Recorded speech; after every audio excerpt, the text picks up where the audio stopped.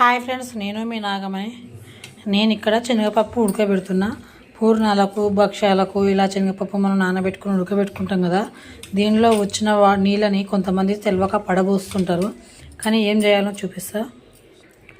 పడవేయకుండా ఏం చేయాలంటే వీటిని ఇలా జల్లి కింద పెట్టుకొని మనం ఉడకబెట్టుకున్న పప్పుని ఉడగట్టుకోవాలి. చాలా మెత్తగా ఉడికిపోయింది. ఒక 2-3 విజిల్స్కే ఇట్లా ఉడికిపోతుంది. 2-3 అయితే చాలు. తర్వాత ఈ వాటర్ని ఒక నిమ్మకాయ సైజ్ అంతా చింతపండు నానబెట్టి పెట్టుకోవాలి. ఫస్ట్ నిమ్మకాయ సైజ్ అంతా చింతపండు కడిగి నానబెట్టుకోవాలి.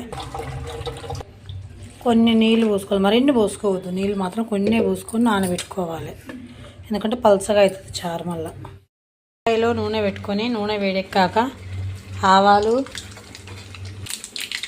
జీలకర్ర, ఎల్లిపాయ, పచ్చిమిరపకాయ, ఉల్లిగడ్డ, కరివేపాకు ఇవన్నీ కొంచెం కలుపుకోవాలి. తర్వాత ఒక ఎండుమిరపకాయ ఇలా వేగగానే కొంచెం ఒక టమాటా, నేనైతే చిన్న సైజు టమాటా వేసుకున్నాను. ఒక నిమ్మకాయ సైజు ఉంటుంది, ఎందుకంటే కొంచెం చారులాగా చిక్కగా రావాలని. అందుకోసం ఇది కూడా ఒక 2 సెకండ్ల అట్లా ఉడకనియాలి.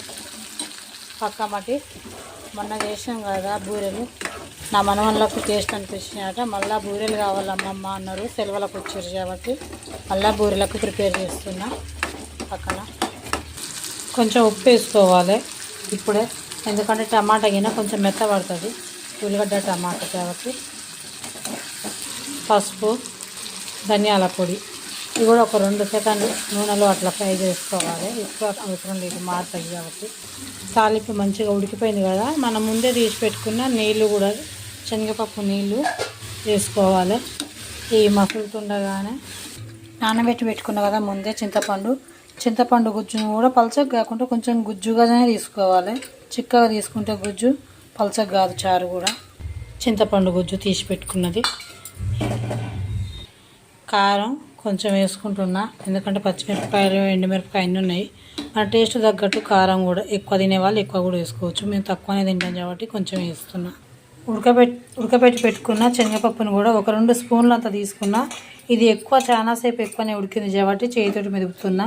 కొంచెం గట్టిగా ఉన్నా కానీ మిక్సీలో అయినా లేకుంటే పప్పు గుత్తితోటి అయినా ఇట్లా రుబ్బుకొని చారులో కలుపుకోవాలి, ఎందుకంటే కొంచెం చిక్కగా అవుతుంది చారు. మిక్సీ బట్టి వేసుకున్నా కానీ చిక్కని పేస్ట్ అయిపోతుంది.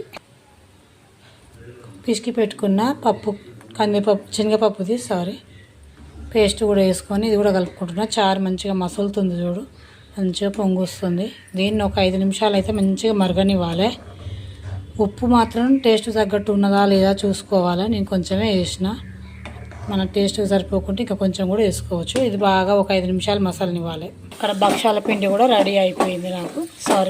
పూర్ణాల పిండి కూడా రెడీ అయిపోయింది.